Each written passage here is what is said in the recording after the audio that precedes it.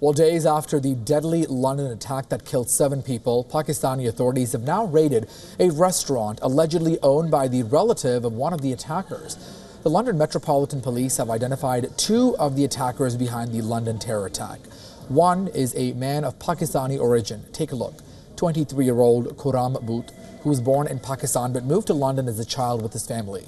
He was raised there in the UK, and hours after his identification came through, police in Pakistan in plain clothes searched the business premises of one of the kin of Boot in Jhelum City. Officials claim that they believe that Boot was not radicalized in Pakistan, but were still trying to gather if any of his kin possessed any kind of material that could be helpful with investigators.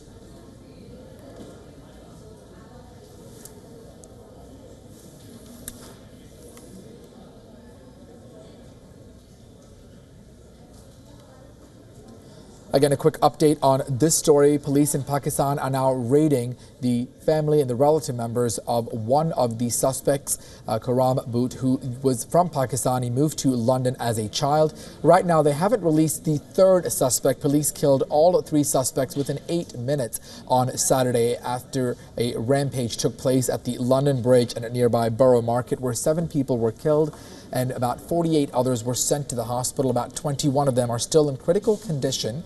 Police say they are not ruling out any other leads. They're continuing to do more raids in and around London and many parts of the area to get more clues as they continue their investigation. Again, 3 suspects were killed. 2 of them have been identified. As far as the 7 victims, the Met has identified one of them as a Canadian who was on vacation in London. Still no word on the remaining 6, but other media outlets in the UK report that Australians, New Zealanders, a Spaniard, as well as a French citizen are among the dead.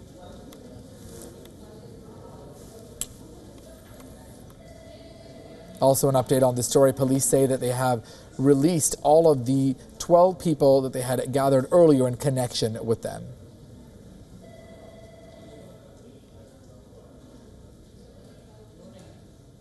Again, a quick recap on this story. The London attack, it all happened Saturday around 10 p.m. The latest information that we are able to gather at this point, the 3rd attacker's information is still pending. We are just getting updates actually right now that the identity of the 3rd attacker has been released. So we know the 2 that was released late last night. The 3rd suspect in last week's London attack has now been identified as an Italian Moroccan. His name is Youssef Zaghba. Again, the 3rd suspect, the 3rd London attacker, his identity now being released by authorities in the London attack. He's being identified as an Italian Moroccan. His name is Youssef Zaghba.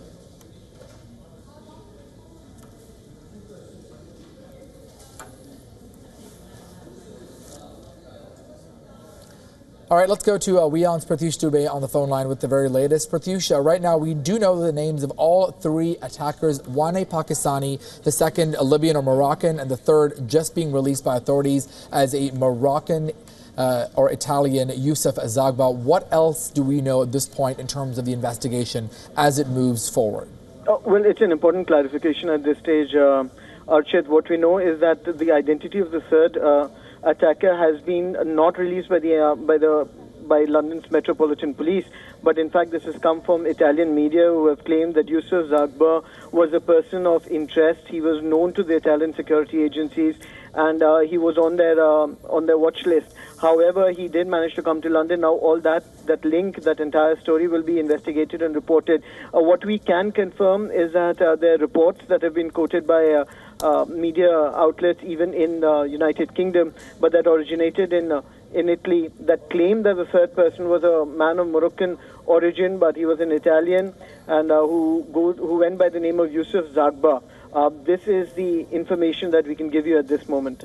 And with regards to this attack, it happened on Saturday, almost 2 weeks since the Manchester attack where 22 people were killed. Certainly the issue of national security and terrorism on the minds of the people in the UK as they head to the polls in less than 48 hours on Thursday, June the 8th. That is when the elections will take place. British Prime Minister Theresa May, of course, saying that they're not going to postpone that. All of this terrorism, national security and the safety is certainly going to be on voters' minds. How important is that going to be going forward for the new elected leader?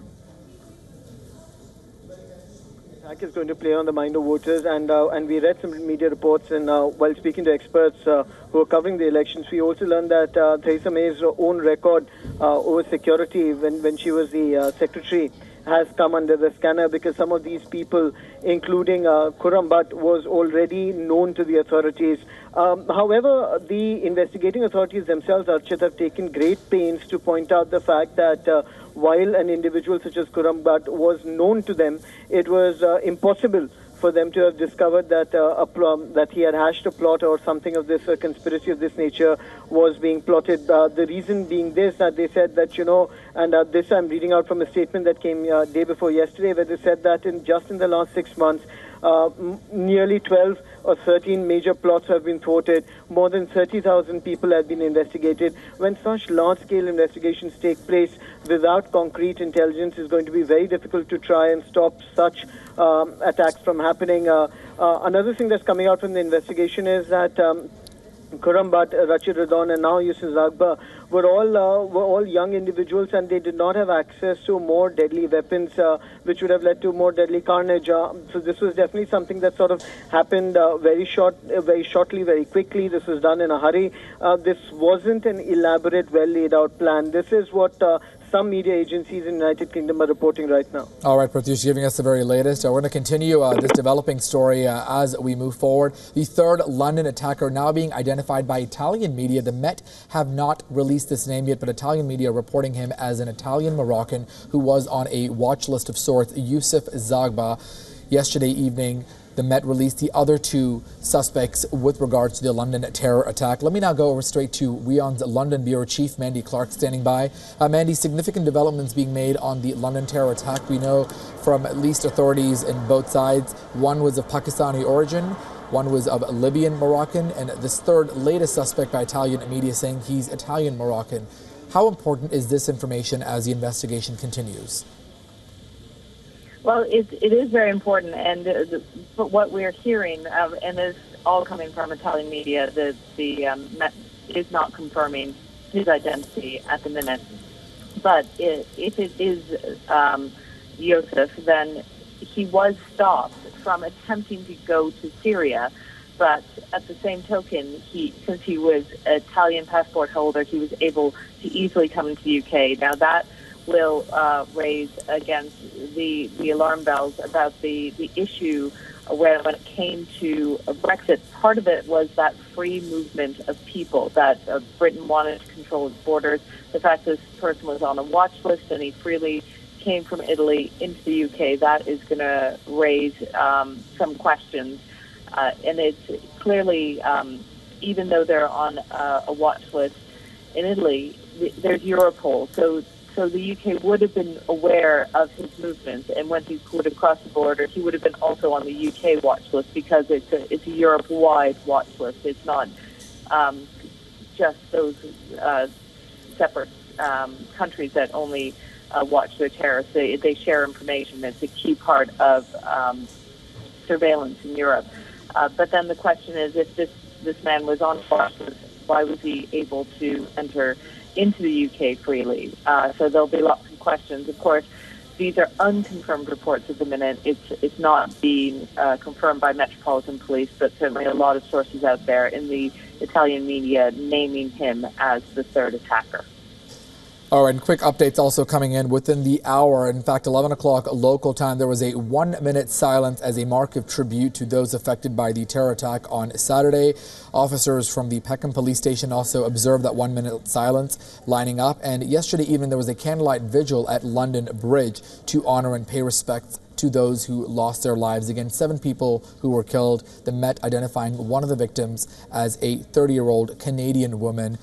Other media outlets in the UK reporting that a French citizen, 2 Australians, a New Zealander, as well as a Spaniard among the dead. Flags also flying at half-mast throughout the UK, including Scotland Yard, to honor those victims. Mandy, what is also the mood like there with regards to how all of this is playing out? Is it business as usual now that it's been more than 2 days now, Saturday, Sunday, Monday, we're in Tuesday? How are things picking up in the UK and London as voters get ready to head to the polls?